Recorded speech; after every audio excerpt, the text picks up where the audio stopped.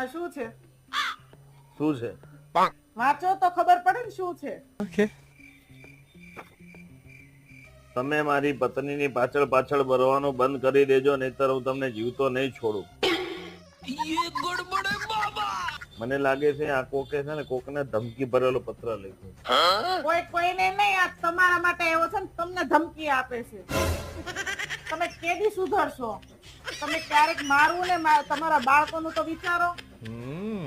આવા હવે તો લેટર આવવા માંડ્યા છે ધમકીના.